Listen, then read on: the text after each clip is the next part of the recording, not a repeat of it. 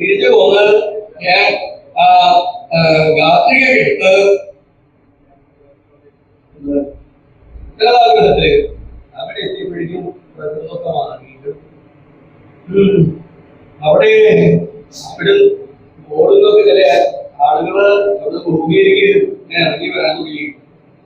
ഇത് കണ്ടപ്പോ ഞാൻ എനിക്കാകെ പരിചയമായി.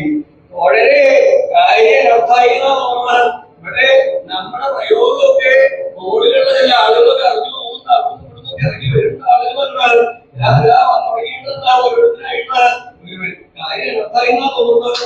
അങ്ങനെ പരിഭ്രമിക്കണ്ടെന്നോ അവരൊക്കെ കൂടി വന്നാൽ എന്താണ്ടാകുന്നത് വലിയ പിന്നെ അത് പരിഭ്രമിക്കുന്നില്ല. അത് ഞാൻ സ്മരിച്ചിട്ട് വരേണ്ടതാണ്. അച്ഛൻ ഇന്ദ്രനും സ്വർഗവാസികളായിരിക്കുന്ന ജനങ്ങളുമാണ് വരുന്നത്.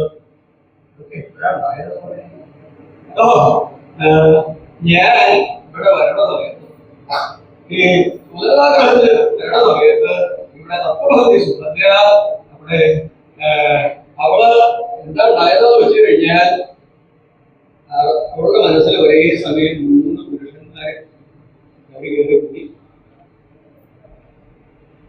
വളരെ 3 പുരുഷന്മാരെ കയറി കൂട്ടാ. അതായത് ആദ്യം അവള് എന്നെ കുറിച്ച് അർജുനെ കുറിച്ച് അങ്ങനെ കേട്ട് അർജുനന് പോകണ്ട. അത് കഴിഞ്ഞ് അവള് രാക്ഷസൻ പിടിച്ചുകൊണ്ട് പോകുന്ന സമയത്ത് പ്രഭാതത്തിൽ അവിടെ വെച്ച് അവിടുന്ന് ഒരാളെ രക്ഷിച്ചു. ആ പുരുഷനിലും അവൾക്ക് അനുഗ്രഹം ഉണ്ടായി. അത് കഴിഞ്ഞ് ഇപ്പോ ആ സന്യാസിയെ കണ്ടപ്പോ സന്യാസിയിലും മോഹമാക്കി.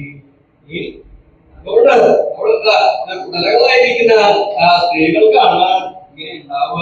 അതുകൊണ്ട് ഞാൻ ജീവിച്ചിരിക്കാൻ യോഗ്യല്ല എന്ന് കണക്കാക്കിയിട്ട് അവള് ആ ഉദ്യാനത്തിലുള്ള വണ്ടികളൊക്കെ കൂട്ടിക്കെട്ടി അവിടെ സിദ്ധി കൂടാനുള്ള അവിടെ. അത് കണ്ട് ഞാൻ വേഗം അവിടെ ചെന്ന് അവിടെ രക്ഷിച്ചു നിർത്തി. ഈ പരിഭ്രമിക്കണ്ട. നീ വിചാരിച്ചിരുന്ന എന്റെ വചനം വന്ന പുരുഷന്മാരും നീ വിചാരിച്ചിരുന്ന അർജുനനും നീ കേട്ടിട്ടുള്ള അർജുനനും എന്നെ അവിടെ ഭൂതത്തിൽ നിന്ന് രക്ഷിച്ച ആ ആളും ഞാനും ഒന്ന് തന്നെയാണ്. പരിഭ്രമിക്കണ്ട. അതുകൊണ്ട് അങ്ങനെ ചെയ്യണ്ടെന്ന് പറഞ്ഞ് അവളെ ആശ്വസിപ്പിച്ച് നിർത്തി. അങ്ങനെ ആശ്വസിപ്പിച്ച് നിർത്തിയ സമയത്ത് അവള് സഹോദരനായിരിക്കുന്ന ശ്രീകൃഷ്ണ ഭഗവാനെ സ്മരിക്കുന്നുണ്ടായിരുന്നു. അങ്ങനെ സ്മരിച്ചു കഴിഞ്ഞപ്പോഴോ ഞാൻ അച്ഛനായിട്ടുള്ള ഇന്ദ്രനെ സ്മരിച്ചു. അപ്പോ അങ്ങനെ എല്ലാവരും എന്റെ സുഭദ്രയുടെ ആ വിവാഹം നടത്തി തരാനായിട്ട് വേണ്ടതാണ്. സമാധാനമുണ്ട്. ഈ സ്വതേ ഇങ്ങനെ വിവാഹം നടത്തുന്ന ആളുകൾ ഉണ്ടാവില്ല. ഓഹോ ചാടിപ്പോയി ഓടിപ്പോയി അങ്ങനെയൊക്കെ വിവാഹം കഴിക്കുന്നത് ഓൾറെഡി അവസ്ഥ അങ്ങനെ ആയിരുന്നു. ഏതാണ്ട് ഉടമസ്ഥന്മാരുണ്ട്, നാഥന്മാരുണ്ട്, കൂടെ എന്തായാലും ആളുകളുണ്ട്. ഇല്ലാതുണ്ടെങ്കിൽ കാര്യം അർത്ഥായിരുന്നു. ഇതൊക്കെ കഴിഞ്ഞു കഴിഞ്ഞാൽ എന്നോടാവും ചോദിക്കുക. ആളുകൾ നോക്കുമ്പോ എന്നെ കാണുക, ആരാണ് അതിനൊക്കെ സൗകര്യം ചെയ്തു കൊടുത്തതല്ലേ എന്ന് പറഞ്ഞ് നല്ല പ്രകടനം എനിക്ക് ഉണ്ടാവുക. എന്തായാലും അത് കൂടാതെ കഴിഞ്ഞൊരു സമാധാനമുണ്ട്. അത്രയും കഴിഞ്ഞ് ഇതിന്റെ പറയണോ ഭംഗിയായിട്ട് ദേവേന്ദ്രന്റെയും സ്വർഗവാദികളായിരിക്കുന്ന ജനങ്ങളുടെയും ഭഗവാനായിരിക്കുന്ന ശ്രീകൃഷ്ണന്റെയും സാന്നിധ്യത്തിൽ ഓടയുടെയും തത്വഭക്തിയുടെയും വിവാഹം ഭംഗിയായിട്ട് അത്രയും കഴിഞ്ഞപ്പോ ശ്രീകൃഷ്ണ പറഞ്ഞു, അതേ അല്ല ഇനി അമാന്തിക്കണ്ട. എത്രയും വേഗത്തില് ഇവിടുന്ന് സുഭദ്രയെ കൊണ്ട് ഇന്ദ്രപ്രസ്ഥത്തിലേക്ക് പോവാം. പുറത്ത് എന്റെ പേര് സജ്ജമാക്കി നിർത്തിയിട്ടുണ്ട്. അതിലെ സുഭദ്രയും കയറി എത്രയും വേഗം പോവാം. ഇനി താമസിക്കണ്ട. ഞാൻ കുട്ടിക്കാലത്ത് തൊട്ട് തന്നെ കുട്ടിക്കാലത്ത് തന്നെ ആ സുഭദ്രയെ പേര് ഓടിക്കാനൊക്കെ വശാക്കിയിട്ടുണ്ട്. അതുകൊണ്ട് പരിഭ്രമിക്കാനൊന്നുമില്ല. ഭംഗിയായിട്ട് അവിടെ പോകണം എന്ന് പറഞ്ഞു. എന്ന് മാത്രമല്ല, ഇനി അഥവാ അങ്ങനെ പോണ സമയത്ത് ഏകദേശം കഴിഞ്ഞ് രാജവന്മാർ ഈ വൃത്താന്തങ്ങൾ അറിഞ്ഞ് ചിലപ്പോ തടയാൻ വന്നു വരും. അങ്ങനെ തടയാൻ വന്നിട്ടുണ്ടെങ്കിൽ അവരെ ജയിച്ചിട്ട് വേണം പോയി. അവരെ യുദ്ധം ചെയ്ത് അവരെ ജയിക്കണം. പക്ഷേ ഒരാൾക്ക് ഒരു ആപത്ത് ഉണ്ടാവരുത്. അങ്ങനെ ആപത്ത് വരാതെ വേണം അവരെ ജയിക്കാൻ എന്ന് പറഞ്ഞ് അപ്പൊ തന്നെ കണക്കാക്കിയിട്ടുണ്ട് ഭഗവാന്റെ. ഇന്നത്തെ കണക്കാക്കിയിട്ടുണ്ട്. അതുകൊണ്ട് അതേപോലൊക്കെ നേരത്തെ പഠിപ്പിച്ചേക്കുന്നത് നേരത്തെ കണ്ടപ്പോൾ തന്നെ അറിയാം ചാടിപ്പോണം ഒക്കെയാണെന്നുള്ളത്. അപ്പൊ അതൊക്കെ കാലയെ കൂട്ടി പശാക്കി വിപ്പിച്ചിട്ടുണ്ട്. എന്തായാലും സൗകര്യമായി എന്തിനാ പറയണോ. അങ്ങനെ ആ സത്രഭാവി നേരിട്ട് കയറി ഓടനെ കയറി കഴിഞ്ഞപ്പോഴാ കൗണ്ടിനെയാണ് കയറിക്കൂടാ ഞാൻ തിരിച്ചു. എന്നെ കൂട്ടാണ് അദ്ദേഹം സത്രഭാവിയും കൂടി ഇങ്ങനെ പോയി കഴിഞ്ഞാൽ യാദവന്മാര് വന്നു കഴിഞ്ഞാൽ ഉള്ള പകരമൊക്കെ ഉണ്ടാവും. എന്തായാലും എന്നെ കൂട്ടിയില്ലോ ഞാൻ സമാധാനമായിട്ട് ആ പേര് കയറി. അങ്ങനെ സത്രഭാവി ധരിക്കുന്ന പേരില് ഓടനെ ഞാൻ കൂടി എത്രയാന്ന് വെച്ചാൽ കണക്ക് പറയുന്നത് വേഗത പറയാൻ വയ്യാത്ത അതുപോലെ അതിവേഗത്തിൽ അങ്ങനെ പേര് പിടിച്ചുകൊണ്ടിരിക്കുക. അങ്ങനെ പോയിക്കൊണ്ടിരിക്കുന്ന സമയത്ത് പറയോ യാദവന്മാര് അവര് യുദ്ധത്തിനായിട്ട് മാർഗതടസ്സം സൃഷ്ടിച്ചു. അവരായിട്ട് അതിഭയങ്കരമായിട്ടുള്ള യുദ്ധം എന്ന് വേണം പറയാൻ. അത്ഭുതമായിട്ടുള്ള യുദ്ധം. ഇതുപോലെ യുദ്ധം വേറെ എന്താ യുദ്ധത്തില് ആർക്കൊരു ആപത്ത് പറ്റിയിട്ടില്ല. അപ്പൊ ഒന്നും ഉണ്ടായില്ലോ. അവരുടെ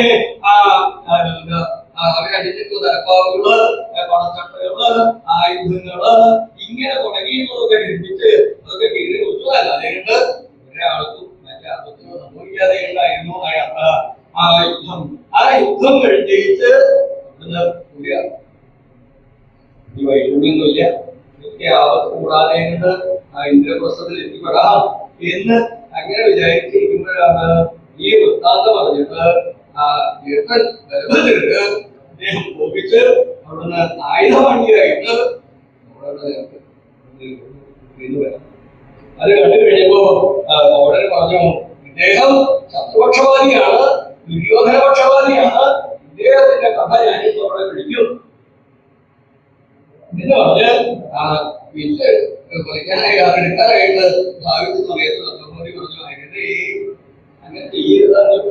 അങ്ങ് അദ്ദേഹത്തിനെ നിഗ്രഹിക്കരുത്. അങ്ങനെ നിഗ്രഹിച്ചു കഴിഞ്ഞാൽ എന്നെ കുട്ടിക്കാലം തൊട്ട് അതിവാത്സല്യായിട്ട് നോക്കി വളർത്തിയിട്ടുള്ളതാ.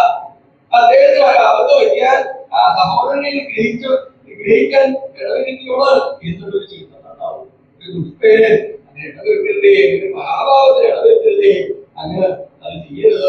അങ്ങനെ പറഞ്ഞപ്പോ എനിക്ക് തോന്നി ഓടനെ എന്തിനാ നമ്മൾ ഈ മാർഗത്തിൽ പോയാലല്ലേ ആ ദൃഷ്ടിപഥത്തിൽ പെടാണ്ട് നമുക്ക് വേറെ വഴി കൂടി പോയാൽ പോയി.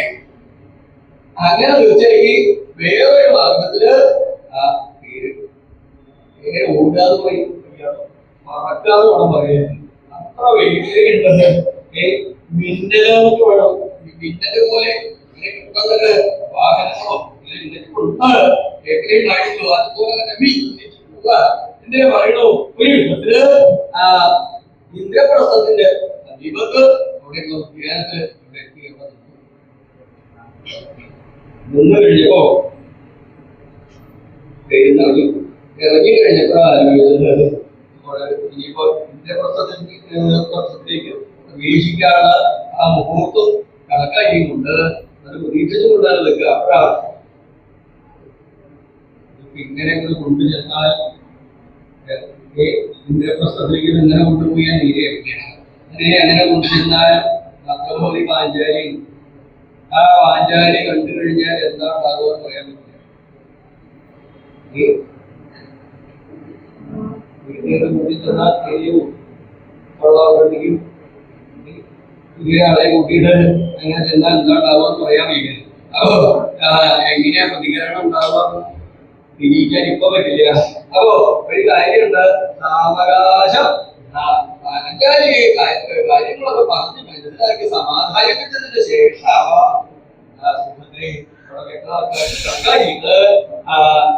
കുറച്ച് മാറ്റി ഏകദേശം അങ്ങനെ വേഷം ധരിപ്പിച്ചു എന്നുള്ളത് അവിടെ നമുക്ക് അങ്ങനെ നിൽക്കുന്ന സത്രഭാവി പറഞ്ഞു. അതെ, ഞാൻ ഇവിടെ അടുത്തൊരു ദുർഗാക്ഷേത്രമുണ്ട്, ഞാൻ അവിടെ പോയി ആ ഭഗവതിയുടെ അനുഗ്രഹം മേടിച്ച് ഭഗവതിയെ കണ്ട് പ്രാർത്ഥിച്ചിട്ട് വരാം എന്ന് പറഞ്ഞ് സത്രഭാവി അങ്ങോട്ട് പുറപ്പെട്ടു കഴിയുമ്പോ ഞങ്ങൾ സത്രഭാവി കാത്തു നിൽക്കുക. അങ്ങനെ നിൽക്കുമ്പോഴാണ് ആ കോടതി പറഞ്ഞു ഈ കൗണ്ടിനെയാണ് എന്തോ ഒരു ആവശ്യത വരുന്നത്.